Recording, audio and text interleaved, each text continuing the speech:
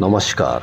देश की तमाम फटाफट खबरों में आपका स्वागत है। खबरों के लिए आपसे निवेदन कि यदि आपने हमारे चैनल को सब्सक्राइब नहीं किया तो कृपया करके आपके अपने चैनल को सब्सक्राइब करना ना भूलें। तो बढ़ते हैं आज की बड़ी खबर की ओर, जो किसान आंदोलन से आ रही है। जी हां, नेता विपक्ष राहुल गांधी 22 जुलाई को दिल्ली में किसानों से मुलाकात करेंगे। इसकी जानकारी किसान नेता जगजीत सिंह डल्लेवाल ने दी। उन्होंने कहा कि 22 जुलाई को दिल्ली में किसानों की अहम बैठक होने जा रही है। इसमें एमएसपी कानून लाने के लिए देश भर से 200 किसान नेता शामिल होंगे।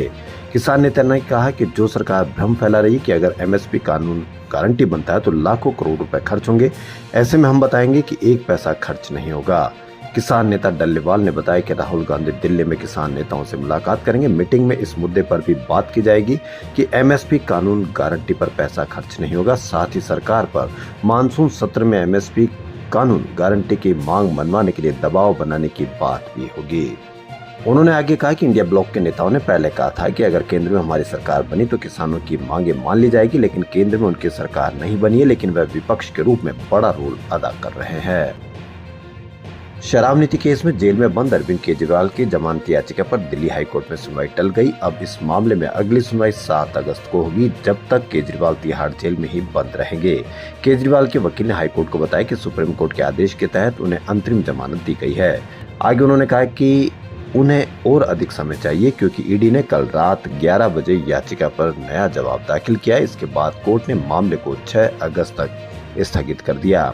इससे पहले केजरीवाल ने ट्राई कोर्ट के आदेश को चुनौती देने वाली ईडी की याचिका पर जवाब दाखिल किया, जिसमें उन्होंने कहा था कि वो ईडी की जासूसी का शिकार है। उन्होंने तर्क दिया कि उनकी जमानत रद्द करने की ईडी की याचिका विचार करने के लायक नहीं है।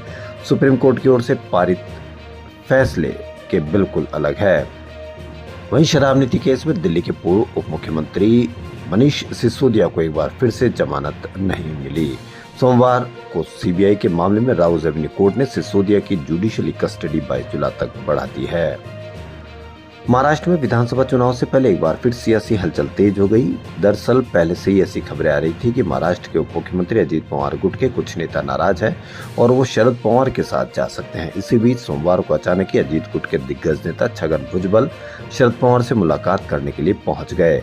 इस मुलाकात पर कई तरह के कयास लगाए जा रहे हैं। ये मुलाकात ऐसे वक्त पर हुई है जब एक दिन पहले ही छगन भुजबल ने शरद पवार पर जोरदार हमला किया था।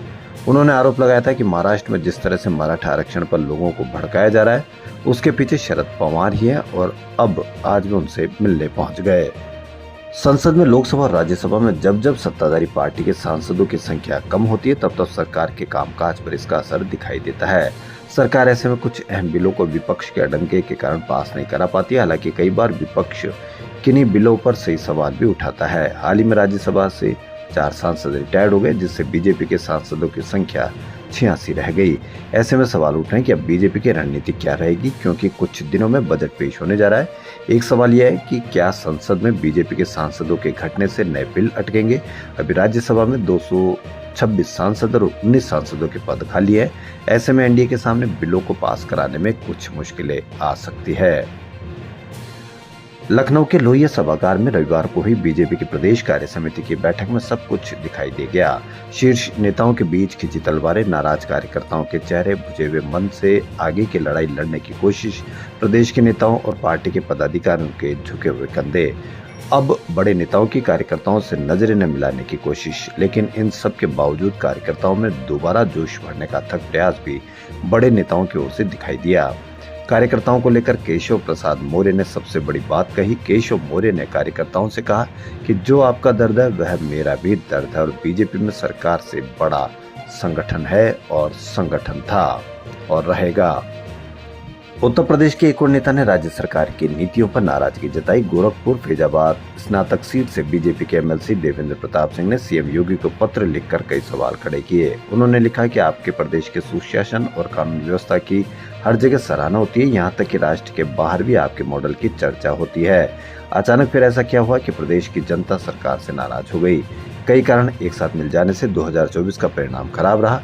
जनमानस में सरकार की छवि शिक्षक और कर्मचारी विरोधी बन गए।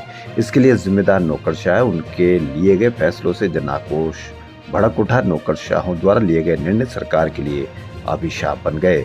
देवेंद्र प्रताप सिंह ने लिखा कि कोरोना काल में जब खून के रिश्ते भी बेमानी हो गए थे, ऐसे संकट काल में चुनावी दायित्व का निर्वहन करने में 1661 शिक्षक अकाल मृत्यु के शिकार हुए थे, लेकिन उनका लोकतंत्र के लिए दिया गया बलिदान भुला दिया गया।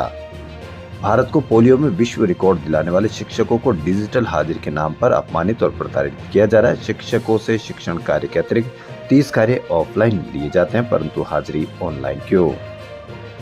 संसद का बजट सत्र 22 जुलाई से शुरू होगा और 12 अगस्त तक चलेगा। वहीं 23 जुलाई को केंद्रीय वित्त मंत्री निर्मला सीतारमण की तरफ से केंद्र की भाजपा सरकार के तीसरे कार्यकाल का पहला बजट पेश किया जाएगा। इससे पहले भाजपा की तरफ से अपने दूसरे कार्यकाल के आखिरी में 1 फरवरी को अंतरिम बजट पेश किया था।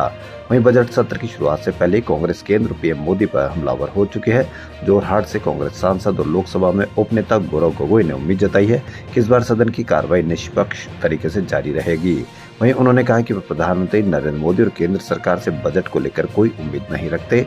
इस दौरान गौरव गोगोई ने आरोप लगाया कि इससे पहले आयोजित हुए सत्र में विपक्ष के नेता राहुल गांधी के सदन में दिए गए बयानों के कुछ हिस्सों को रिकॉर्ड से हटा दिया गया था। खबरों में फिलहाल इतना ही। यदि आपको हमारा चैनल पसंद आए तो लाइक, सब्सक्राइब और शेयर अवश्य करें। आप सब्सक्राइब करते हैं तो हमें हिम्मत होती है सही और सच्ची खबरें आप तक पहुंचाने की। धन्यवाद।